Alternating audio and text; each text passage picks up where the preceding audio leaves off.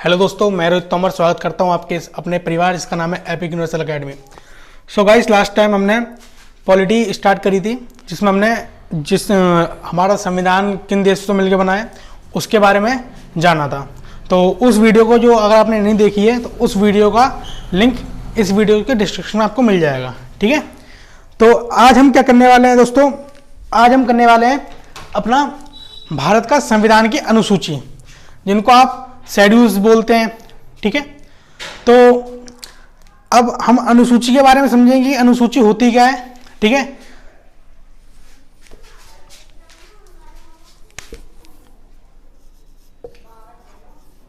अनुसूची, ठीक है। हिंदी में थोड़ी मिस्टेक हो तो थोड़ा ध्यान रखना, ठीक है, मात्रा वात्रा का। तो गाइस, हमारी पहली अनुसूची है, आप हेडिंग लेके इसका नोट्स भी बनाते हैं। हमारे संविधान में टोटल 12 अनुसूची हैं, ठीक है, जिनमें आज हम शुरू कर रहे हैं। तो पहली अनुसूची हमारी कौन सी है?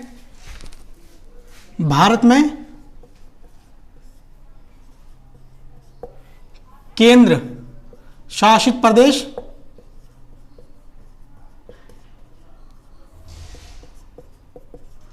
और आपका कितने राज्य होंगे, ठीक है। कितने राज्य हैं और कितने राज्य होंगे, ये हमारी पहली अनुसूची के बारे में है, ठीक है। तो इसमें से एक क्वेश्चन आप मुझे बताएंगे कि कमेंट में कि हमारे देश की इस टाइम प्रेजेंट टाइम में कितने केंद्र शासित प्रदेश और कितने राज्य हैं, ठीक है। ये होती है हमारी पहली अनुसूची, ठीक है। इसके बाद आपको एक इंपॉर्टेंट पॉइंट बता देता हूं इस पहली अनुसूची का। 69 जो अमेंडमेंट हुआ था हमारे संविधान के अंदर, उसमें दिल्ली को राष्ट्रीय राजधानी क्षेत्र का दर्जा मिला था, ठीक है। कौन सा अमेंडमेंट हुआ था? 69। ये इंपॉर्टेंट है, आपको उसको याद रखना है, ठीक है। उसके बाद हम बात करते हैं हमारी दूसरी अनुसूची। दूसरी अनुसूची में क्या है कि जो हमारे राज्य व्यवस्था है, मतलब जो अधिकारी हैं उनको क्या पेंशन दी जाएगी, कितने उनको सैलरी मिलेगी, ठीक है। इसकी डिटेल जो है वो हमारी दूसरी अनुसूची में है। लिख देता हूं, सैलरी, पेंशन। ये सिर्फ आपको याद रखना है क्योंकि यहां से सीधे क्वेश्चन बन जाता है कि दूसरी अनुसूची में क्या बताया गया है, पहली में क्या बताया गया है, ठीक है ना। तो आपको सिर्फ याद रखना है। ये छोटी छोटी अनुसूची हैं जो आपको बहुत हेल्प करेंगी, जो आपको एग्जाम में नंबर दिलाएंगी, ठीक है। दूसरी अनुसूची हो गई। इसके बाद बात करेंगे तीसरी अनुसूची की। तीसरी अनुसूची में क्या है कि जब कोई भी हमारे देश का कोई भी उच्च अधिकारी कोई भी पद धारण करता है तो उसको जो शपथ दिलाई जाती है, ठीक है, ये अनुसूची उसके बारे में है, ठीक है। किसके बारे में? शपथ दिलाने के बारे में, कि कौन सी कैसे शपथ दिलाई जाती है किस पद अधिकारी को, ठीक है, जब वो पद ग्रहण करता है कोई। तीसरी अनुसूची हो गई। इसके बाद हमारी फोर्थ अनुसूची। फोर्थ अनुसूची क्या है? इसमें जो विभिन्न राज्य हैं, ठीक है, तथा संघीय क्षेत्र, जो हमारे क्षेत्र हैं केंद्र के जो प्रतिनिधि होंगे, जो राज्यसभा में उसका अपने क्षेत्र का प्रतिनिधित्व करते हैं, उसका विवरण जो है वो आपकी चौथी अनुसूची में मिलेगा, ठीक है। तो केंद्र एवं संघीय क्षेत्र के राज्यसभा जो प्रतिनिधि हैं, जो उनका विवरण है कि कौन सी अनुसूची में? फोर्थ अनुसूची में, फोर्थ शेड्यूल में, ठीक है। इसके बाद है अगली हमारी पांचवी, फिफ्थ शेड्यूल में क्या दे रखा है? इसमें जो अनुसूचित क्षेत्र हैं, ठीक है, जो थोड़े ट्राइब्स एरिया है, ठीक है, उसमें वहां की जो जनजाति है, तो जनजाति के वहां पर जो प्रशासन है उन पर किस प्रकार नियंत्रण करता है, ठीक है, उसके बारे में, ठीक है। तो अनुसूचित क्षेत्र के बारे में, जो कि इसमें लिखा गया है कि जो वहां का प्रशासन होगा उसके पास क्या अधिकार होते हैं। ठीक है, ये होगी हमारी 5th अनुसूची। आप सोच रहे होंगे मैं तेज क्यों जल्दी क्यों पढ़ा रहा हूँ, जल्दी का कुछ कारण नहीं, क्योंकि ये इंपॉर्टेंट है, लेकिन ये क्या है, एक वर्ड में सिर्फ आप समझ सकते हैं इसको। ठीक है, तो आपको सिर्फ समझना है, आपको सिर्फ थोड़ा सा याद रखना है। हमारे संविधान में 12 अनुसूची है, कोई ज्यादा बड़ी बात नहीं है, कोई याद रखना। ठीक है, इसके बाद आती है हमारी 6th शेड्यूल, हमारा 6ठी अनुसूची। ठीक है, इसमें क्या है, जो असम हुआ आपका, असम, मिजोरम, मेघालय, त्रिपुरा में जो जनजाति क्षेत्र हैं, तो उन क्षेत्रों में प्रशासन के क्या प्रावधान है उसके बारे में लिखा गया है। ठीक है, नाम लिख देता हूं, असम, मिजोरम, त्रिपुरा और आपका मेघालय।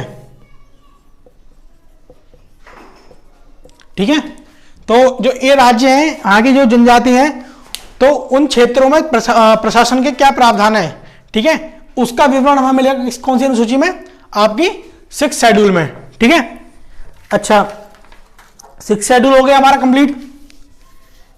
इसके बाद हम बात करेंगे अपने 7वीं अनुसूची की। ठीक है, तो ये थोड़ी इंपॉर्टेंट अनुसूची इसमें आपको बताता हूं मैं कि इस अनुसूची के तहत जो केंद्र और राज्य के बीच शक्तियों का बंटवारा किया गया है। ठीक है, केंद्र की क्या शक्तियां हैं, राज्य की क्या शक्तियां हैं। ठीक है, तो इसके अंदर क्या है, हमारे पास 3 सूची इसमें दी गई हैं। ठीक है, कौन कौन सी सूची है, संघ सूची, पहली कौन सी है, संघ सूची, दूसरी है राज्य सूची और तीसरी है समवर्ती सूची।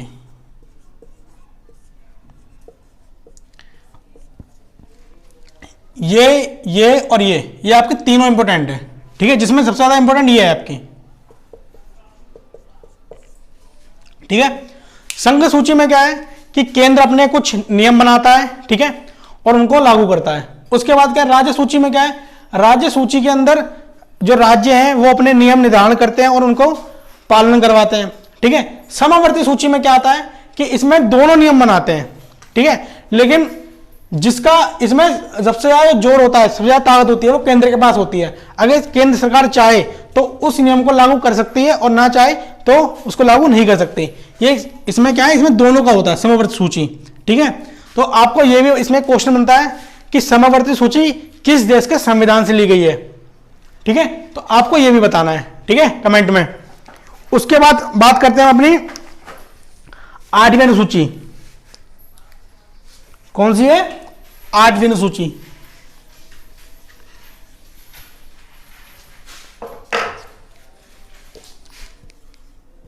ये इंपॉर्टेंट अनुसूची है।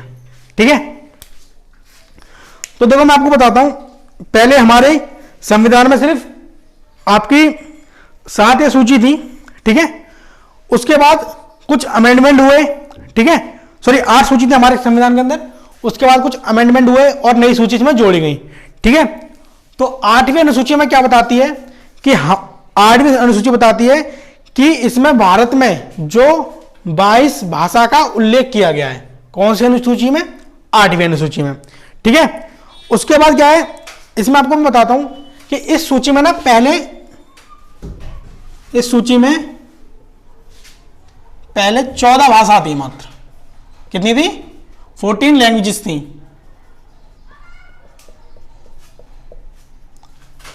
14 भाषाएं थी।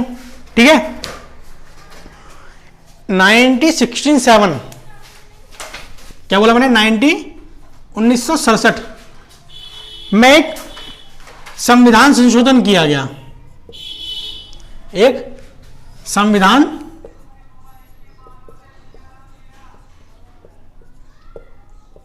संशोधन किया गया। ठीक है, संविधान संशोधन किया गया, इसमें क्या करा, इसमें आपकी एक सिंधी भाषा, या मैं जो भाषा जोड़ी गई है उनको मैं लिखूंगा, ठीक है। इसमें आपकी एक सिंधी भाषा जोड़ी गई, ठीक है। इसके बाद हुआ क्या, एक संशोधन आपका हुआ 1992 में। ये आपका कौन सा अमेंडमेंट था, ये आपका 21 अमेंडमेंट था, 21वां संशोधन। इसके बाद हुआ 1992 में, वो कौन सा संविधान संशोधन था, 72, ठीक है, सॉरी माफी चाहूंगा 71 में एक 1992 में एक संविधान संशोधन हुआ, और वो कौन सा था, 71वां संविधान संशोधन। इसमें क्या करा गया, कोंकणी, नेपाली, क्या कौन कौन सी, कोंकणी, नेपाली, मणिपुरी, ठीक है, इसमें जोड़ी गई, ठीक है, ये 3 भाषा इसमें जोड़ी गई, कौन कौन सी, कोंकणी, नेपाली और मणिपुरी, ठीक है। इसके बाद क्या हुआ, 2003 में एक और संविधान संशोधन हुआ, ठीक है, और वो संविधान संशोधन कौन सा था, 92वां संविधान संशोधन, ठीक है। अब इसके अंतर्गत भी कुछ भाषाएं जोड़ी गई, वो भाषा आपकी कौन कौन सी थी, मैथिली, ठीक है, सांथली, ठीक है, और आपकी डोगरी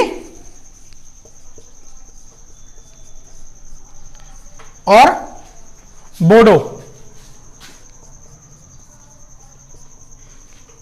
पहले 14 भाषा थी, अब गिनना कितनी भाषा हो गई, 14, 15, 16, 17, 18, 19, 20, 21, 22, ठीक है। तो आज हमारे प्रेजेंट टाइम में हमारे संविधान में 22 भाषाएं का उल्लेख किया गया है, किसकी अनुसूची में, 8वीं अनुसूची में, ठीक है। ये इंपॉर्टेंट है, आपको उसको याद रखना है, ठीक है। एक बार मैं इसको रिवाइज करा देता हूं। पहले हमारी संविधान 8वीं अनुसूची में सिर्फ 14 भाषा थी, उसके बाद आपका 1967 में एक अमेंडमेंट हुआ, कॉन्स्टिट्यूशन अमेंडमेंट। वो अमेंडमेंट हमारा कौन सा था, 21वां अमेंडमेंट था, जिसके अंदर हमने सिंधी भाषा को अपने संविधान में जोड़ा, ठीक है। उसके बाद 1992 में एक अमेंडमेंट हुआ, वो कौन सा था, 71, ठीक है, 71 अमेंडमेंट था, उसमें हमने कोंकणी, नेपाली और मणिपुरी 3 भाषा को ऐड किया, ठीक है। इसके बाद क्या हुआ, 2003 में एक अमेंडमेंट और हुआ, जिसमें मैथिली, सांथली, डोगरी और बोडो, ये 3 भाषाओं को और जोड़ा गया, ठीक है। ये हो गया आपकी 8वीं अनुसूची कंप्लीट। जो मैं बता रहा हूं इसको आप सिर्फ लिखते रहें, नोट्स बन जाएंगे अच्छे। इसके बाद 9th अनुसूची में जाएंगे हम, ठीक है, 9th शेड्यूल में जाएंगे।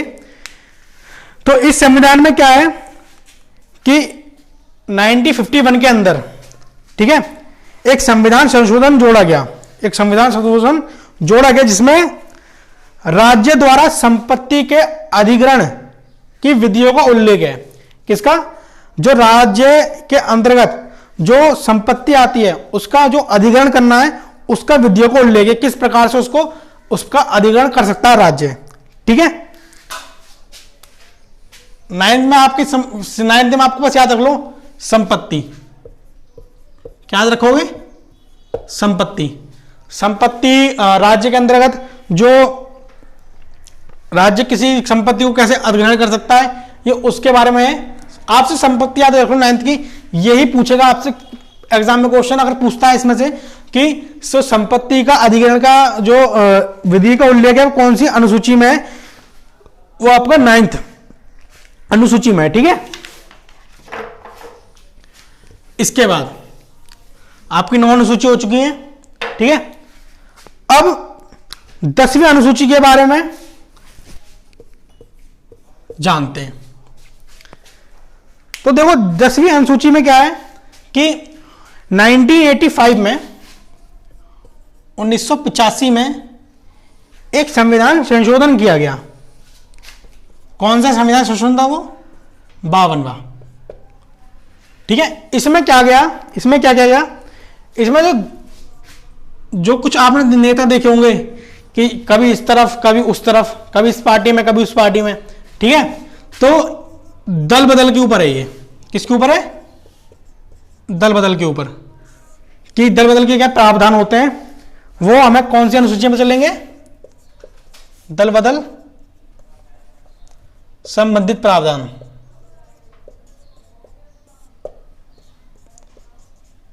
वो आपके पता चलेंगे हमारी 1985 में जो संविधान संशोधन हुआ 52वां, उसमें क्या लिखा गया? दल बदल संविधान से प्रावधान है इसमें। ठीक है, कौन सी अनुसूची में? 10वीं में।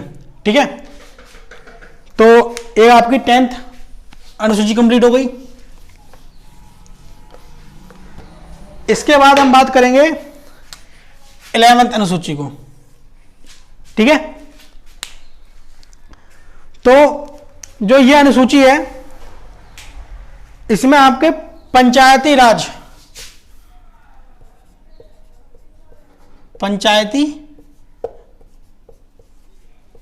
को लेकर है ये।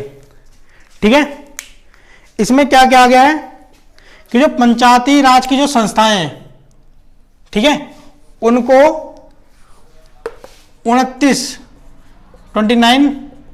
विषय मतलब सब्जेक्ट प्रदान किए गए हैं कि वो किस पर काम करेंगे। ठीक है, 29 विषय प्रदान करे गए हैं कि ये पंचायती राज आपका किस पर काम करेगा। ठीक है, और ये आपको मुझे बताना है, ये वाली जो अनुसूची है कौन से अमेंडमेंट के थ्रू जोड़ी गई थी और कौन से ईयर में वो अमेंडमेंट हुआ था। ठीक है, क्वेश्चन डिफिकल्ट है, लेकिन अगर आप डीप में जाएंगे तो आपको तभी आपको नॉलेज प्राप्त होगी इसकी। ठीक है, अब लास्ट हमारी अनुसूची कौन सी है? 12। 12 अनुसूची में लास्ट अनुसूची पे हम आ गए हैं। ठीक है, इस अनुसूची को 74वें संविधान संशोधन के थ्रू जोड़ा गया था और ये संविधान संशोधन आपका 1993 में किया गया था। एक कुल्लू दे रहा हूं कि जो लास्ट अनुसूची है ना हमारी 11th, वो भी हमारी 1993 में हुई थी, लेकिन आपको ये बताना है कि ये कौन सा अमेंडमेंट था। ठीक है, तो ये इसकी बात करते हैं 12th की। 12th की बात करेंगे सिर्फ। 12th आपका 74वां अमेंडमेंट था, संविधान संशोधन था।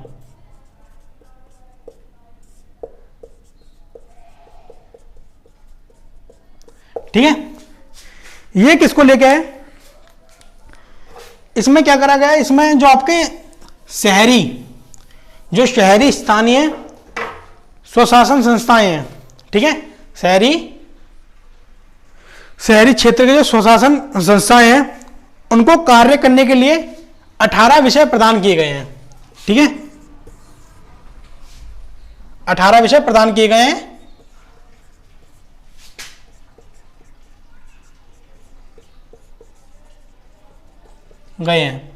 ठीक है, ये कौन सी हमारी अनुसूची थी? 12। ठीक है, जो हमारी शहर की संस्थाएं हैं, स्वशासन जो करती हैं, उनके बारे में कि वो कितने विषय पर काम करेंगी। कितने विषय? 18। ठीक है, तो ये आपकी अनुसूची आज होगी कंप्लीट। नेक्स्ट वीडियो में हम जो संविधान में अमेंडमेंट हुए और जो इंपोर्टेंट संविधान है, माफी चाहूंगा, जो हमारे आर्टिकल्स हैं, थोड़ा उनके बारे में डिस्कस करेंगे। ठीक है, तो आज के लिए सिर्फ इतना ही। अगर आपको वीडियो अच्छी लगी हो तो वीडियो को लाइक, चैनल को सब्सक्राइब और बेल आइकन को प्रेस जरूर करें। Thank you.